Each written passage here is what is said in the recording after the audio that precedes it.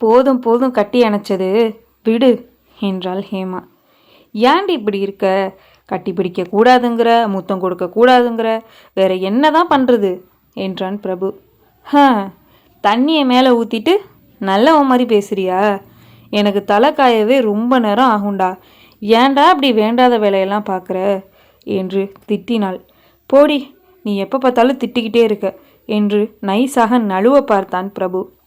என்னடா இப்படியெல்லாம் சோகமாக பேசினா விட்டுருவேனா? ஒழுங்கு மரியாதையாக தலையை காய வச்சு கொடுத்துட்டு போ என்றாள் அவள். அவனும் வேறு வழி இல்லாமல் வந்து மெத்தையில் அமர்ந்து கொண்டு அவள் தலையை துடைத்து கொண்டிருந்தான். என்னடா, நான் உனக்கு சலிப்பு தட்டி போயிட்டேனா? இப்படி சலிச்சுக்கிட்டு துடைக்கிற என்றாள் ஹேமா. லூசு, இன்னும் வாழவே ஆரம்பிக்கல, அதுக்குள்ளே எப்படிடி சலிப்பு தட்டி போகும் என்றான் பிரபு. ஓஹோ, அப்போ இன்னும் 2 வருஷம் வாழ்ந்தா சலிப்பு தட்டிடும்னு சொல்ல வர, அப்படிதானே என்றாள் அவள். ஐயையோ, என்னடி இப்படியெல்லாம் பேசுகிற?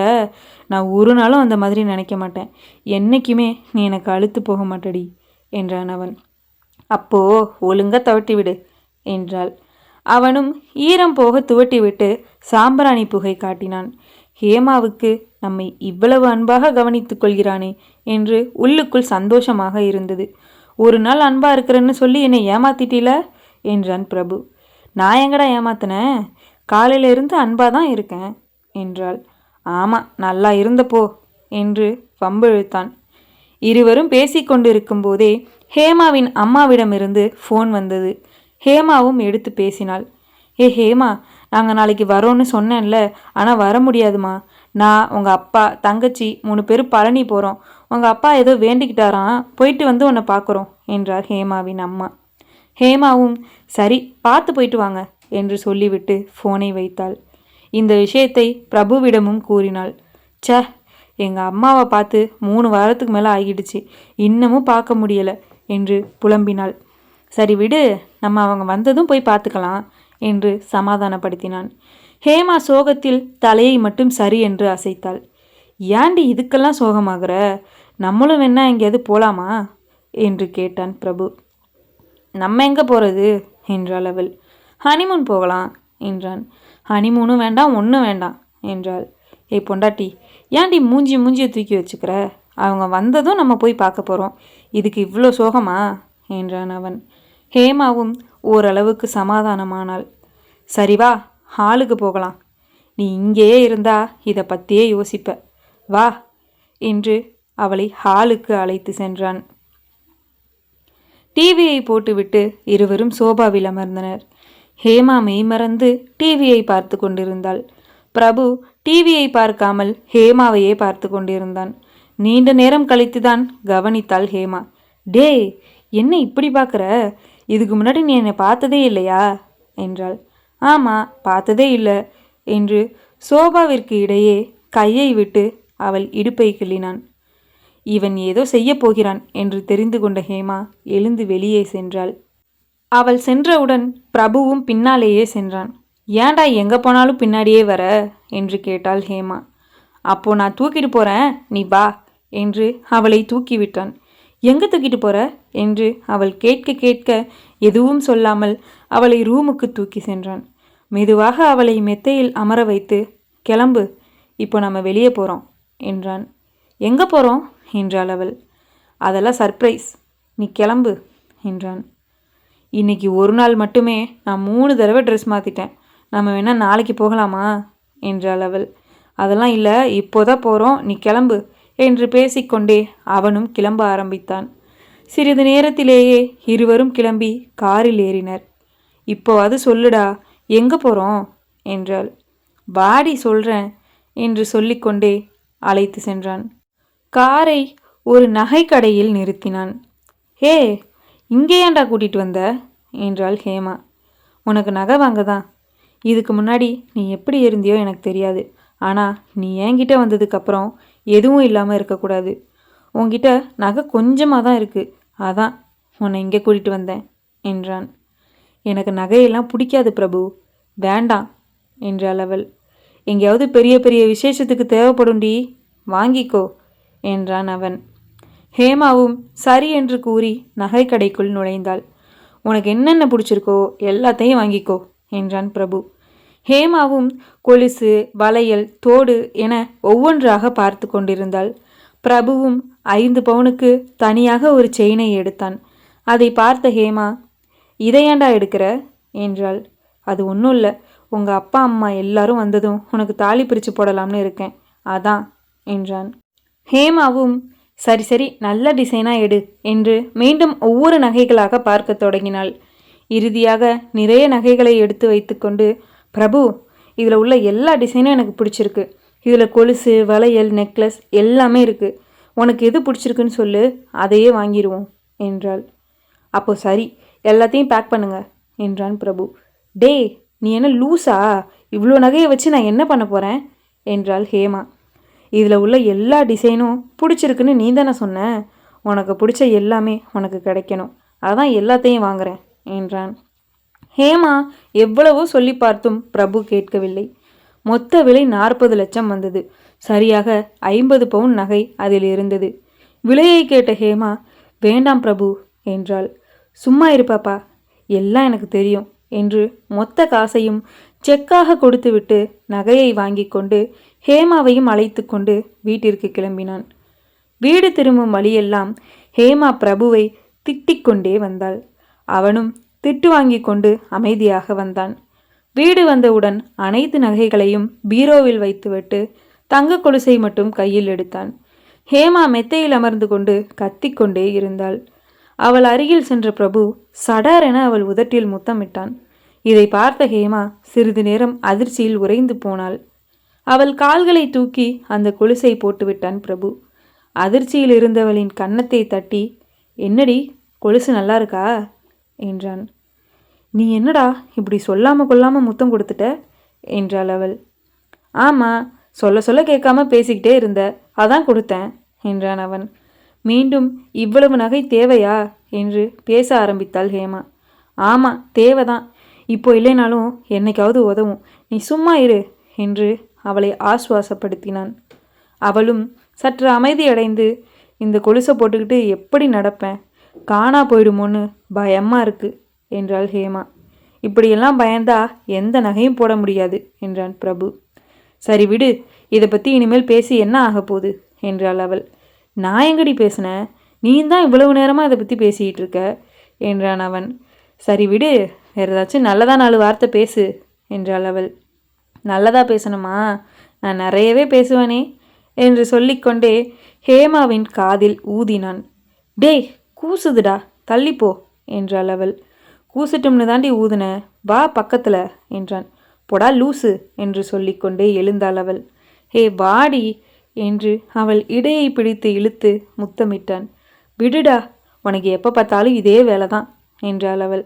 ஏ ப்ளீஸ் டி, இன்னைக்காவது நம்ம ஃபஸ்ட் நைட்டை வச்சுக்கலாண்டி என்று அவளிடம் கெஞ்சினான். ஹே அதெல்லாம் முடியாது போடா என்று அவனை திட்டினாள். ப்ளீஸ் டி என்று கெஞ்சினான் பிரபு. அவன் கெஞ்சுவதை பார்த்த ஹேமாவும் இதற்கு மேல் காக்க வைக்கக்கூடாது என்று எண்ணினாள். எத்தனையோ ஆண்கள் தன் மனைவியை கண்டு கொள்ளாமல் பல பெண்களுடன் சவகாசம் வைத்திருக்கிறார்கள். ஆனால் பிரபு அப்படி இல்லை, மிகவும் நல்லவன். அதனால் அவனை எதற்காகவும் இயங்க வைக்கக்கூடாது என்று முடிவெடுத்த ஹேமா, சரிடா இன்னைக்கே நம்ம முதலிரவை வச்சுக்கலாம், எனக்கு சம்மதம்தான் என்றாள்.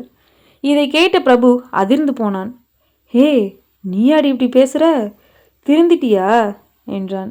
உனக்கு வர வர குசும்பு ஜாஸ்தி ஆகிடுச்சு, குறைக்கிறேன் என்றாள் ஹேமா. பிரபுவும் சிரித்து கொண்டே, அதெல்லாம் அப்புறம் குறைச்சிக்கலாம், இப்போ உனக்கு ஒரு சந்தோஷமான செய்தி சொல்கிறேன். அன்பான பொண்டாட்டியாக நீ இப்போ தான் நடந்துக்கிட்ட, அதனால் நான் வச்ச போட்டியில் நீ ஜெயிச்சிட்ட. நாளைக்கு நீ சொல்கிற இடத்துக்கு உன்னை அழைச்சிட்டு போகிறேன், உனக்கு பிடிச்சதெல்லாம் வாங்கிக்கோ என்றான் பிரபு. ஹேமாவும் சிரித்து கொண்டே, ஜாலி ஜாலி, நான் ஜெயிச்சிட்டேன் என்றாள். சந்தோஷப்பட்டது போதும், போய் ஃபஸ்ட் நைட்டுக்கு ரெடி ஆகு என்றான் பிரபு.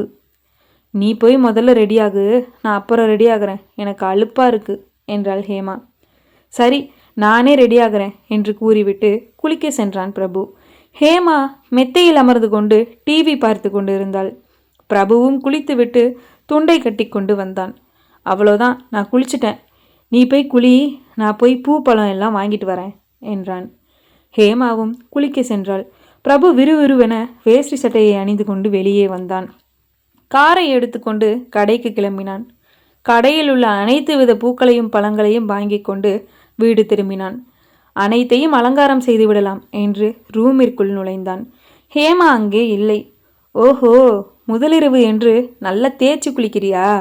குளி குளி என்று சொல்லிவிட்டு முதலிரவு பாடல் ஒன்றை பாடிக்கொண்டே ரூமை அலங்காரப்படுத்தினான். நீண்ட நேரமாகியும் பாத்ரூமை விட்டு ஹேமா வெளியே வரவில்லை. ஹேமா, ஹேமா என்று அழைத்தான் பிரபு. அவள் சத்தமே கேட்கவில்லை. பாத்ரூமின் கதவை தட்டிய பின் தான் தெரிந்தது உள்ளே ஹேமா இல்லை என்று. அவன் கதவை தட்டிய உடனேயே கதவு திறந்து கொண்டது. இங்கே இவளை ஆளையே காணோம், எங்கே போயிருப்பாள் என்று வீடு முழுக்க தேடினான் பிரபு. எங்கு தேடியும் அவளை காணவில்லை. பிரபுவுக்கு பயம் ஏற்பட்டு விட்டது. இன்னும் மாடிக்கு மட்டும்தான் போகவில்லை என்று குடுகுடுவென மாடிக்கு ஓடினான். மாடியில் ஓரமாக ஒரு மூலையில் உட்கார்ந்து ஹேமா அழுது கொண்டிருந்தாள். ஏ பாப்பா, இங்கே ஏண்டி வந்த?